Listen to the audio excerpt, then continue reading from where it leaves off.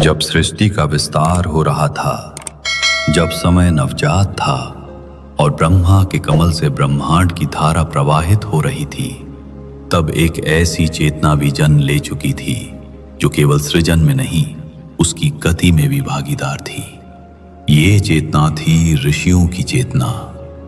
ऋषि जो केवल योगी या जप तप में लीन साधक नहीं होते, बल्कि सृष्टि की मूल प्रज्ञा से जुड़े हुए ऐसे जीव होते हैं जो देवताओं के भी आराध्य माने जाते हैं। आज हम बात करेंगे 3 ऐसे ऋषियों की, विश्वामित्र, दुर्वासा और भृगु, जिनकी माया ने न केवल देवताओं को चकित किया, बल्कि स्वयं ब्रह्मांड के नियमों को भी झुका दिया। इनकी माया कोई छल नहीं थी, बल्कि ये एक ऐसी जागृत चेतना थी जिसने देवताओं की सत्ता को भी चुनौती दी। भाग 1, विश्वामित्र, जो मनुष्य से देवों का निर्माता बन गया।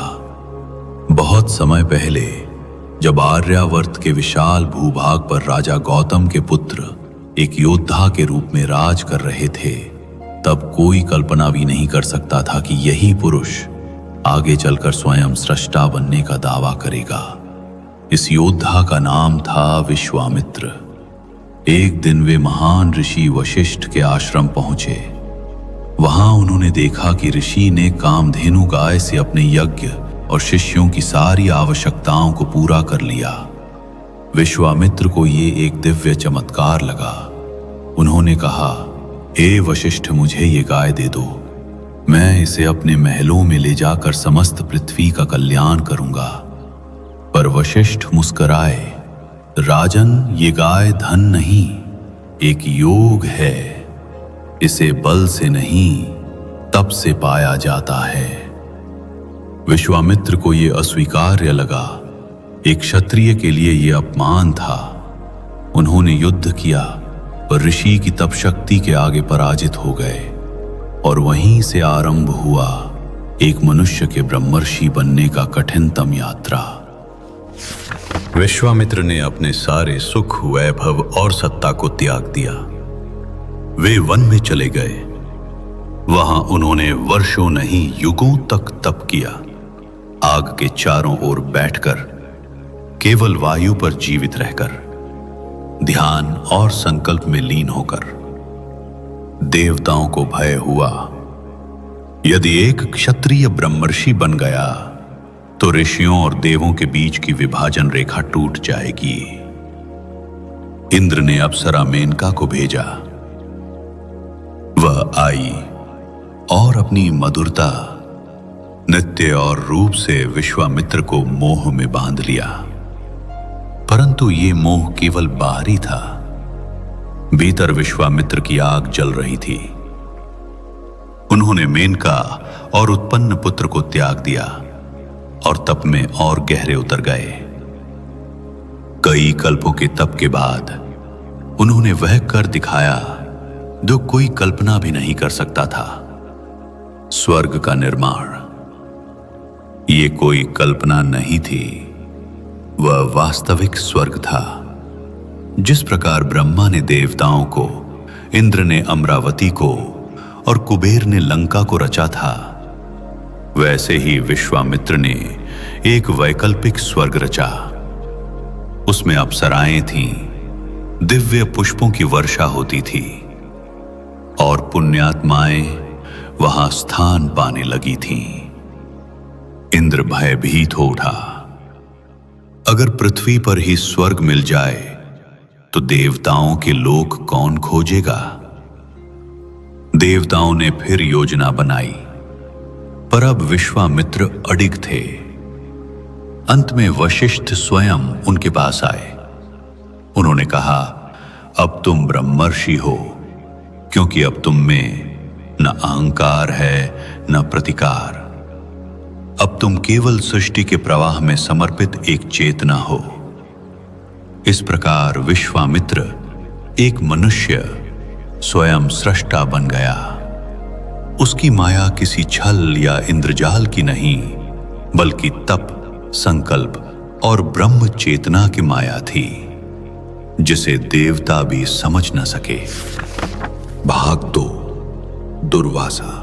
जिनके श्राप से ब्रह्मांड की धारा बदलती थी। दुर्वासा कोई सामान्य ऋषि नहीं थे। वे शिव के अंश से उत्पन्न हुए।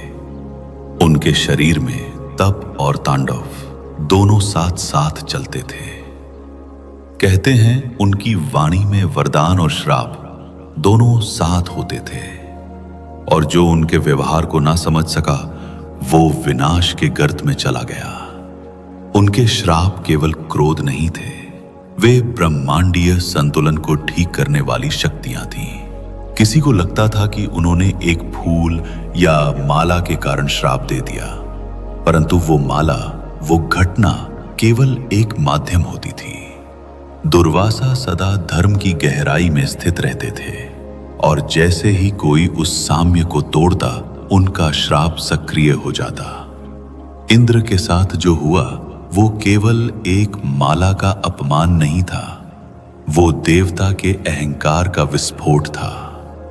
दुर्वासा की दृष्टि में इंद्र ने देवी लक्ष्मी का तिरस्कार किया था, जो समृद्धि और संतुलन की अधिष्ठात्री हैं। और जब इंद्र ने उस दिव्य माला को ऐरावत पर फेंका और हाथी ने उसे पैरों से रौंदा, तो वो माया का अपमान था। दुर्वासा ने श्राप दिया, तुम्हारा ऐश्वर्य छिन जाएगा, और वही हुआ।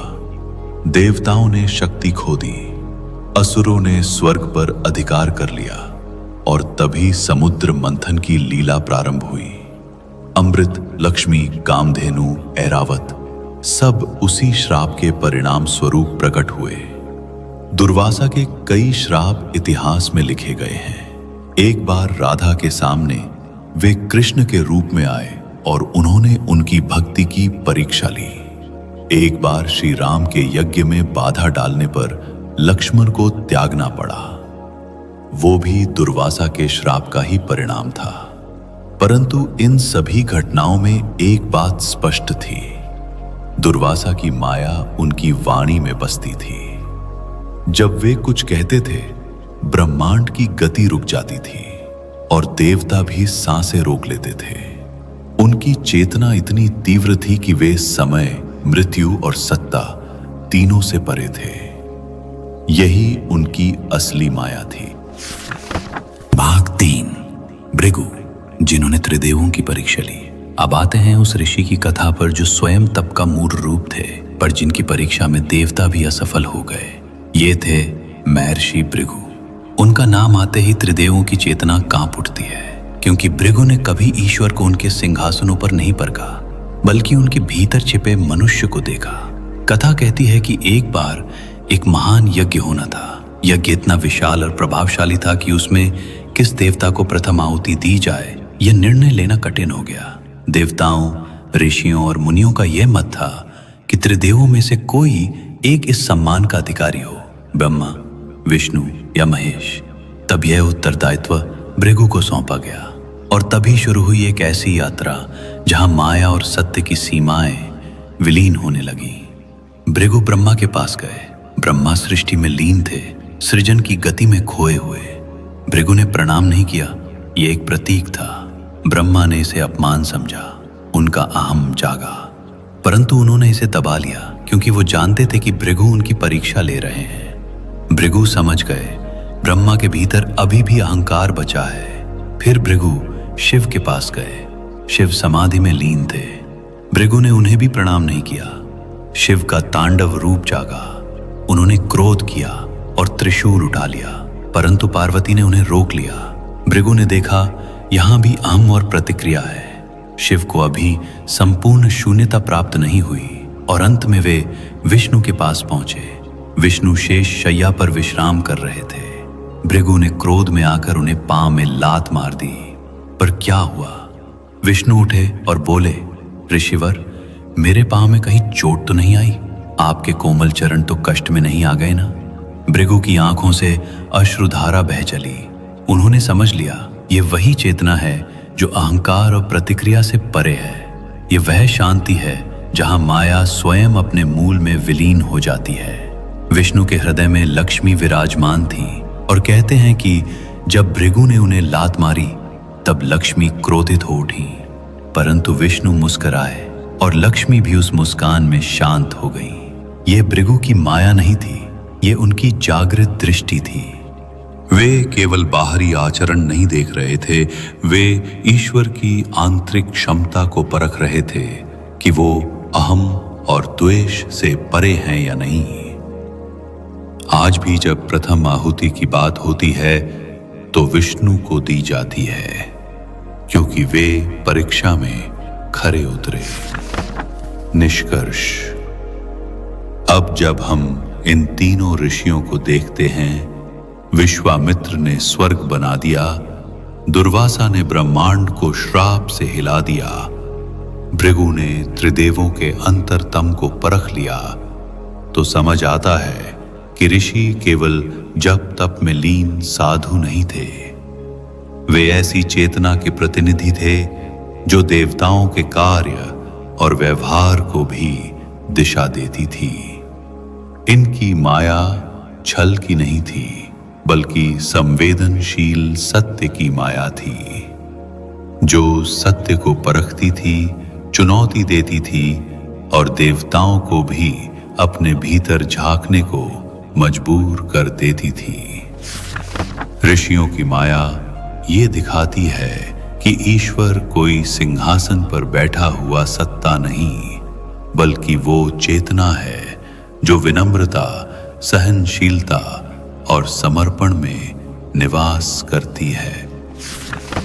जब तुम अगली बार किसी ऋषि की मूर्ति देखो तो उसे केवल साधक न समझो, वो ब्रह्मांड की गति का वो बिंदु है जहां देवता भी उत्तर खोजने आते हैं। ऋषि माया के स्वामी नहीं, माया से परे की यात्रा के दूत हैं, और यही उनकी असली महिमा है। तो दोस्तों, ये थी उन तीन महान ऋषियों की कथा जिनकी माया ने देवताओं तक को चकमा दे दिया। ये सिर्फ कहानियां नहीं हैं, ये चेतना के स्तर हैं जहां मनुष्य देवता बन जाता है और देवता भी परीक्षा में पड़ जाते हैं। अब सवाल आपसे, आपको इन तीनों में सबसे रहस्यमयी कौन लगा? विश्वामित्र, दुर्वासा या भृगु? कमेंट में जरूर बताइए, मैं हर एक टिप्पणी पढ़ता हूं। अगर आप ऐसे ही रहस्यमयी, गूढ़ और ऐतिहासिक विषयों को आध्यात्मिक दृष्टि से जानना चाहते हैं तो इस चैनल को जरूर सब्सक्राइब करें। और हां, अगली बार हम लेकर आ रहे हैं एक ऐसा रहस्य जिसे आज तक धर्म ग्रंथों में भी केवल संकेतों में बताया गया है। ऋषि दधीची की हड्डियां और वो शक्ति जिसने असुरों का अंत किया, वो कहानी जो आपने कभी ऐसे नहीं सुनी होगी। वीडियो अच्छा लगा हो तो लाइक कीजिए, शेयर कीजिए और अपने स्पिरिचुअल जर्नी में एक नया अध्याय जोड़िए। अंत में श्रद्धा बनी रहे तो ज्ञान स्वयं सामने आ जाता है। मिलते हैं अगले आध्यात्मिक रहस्य के साथ।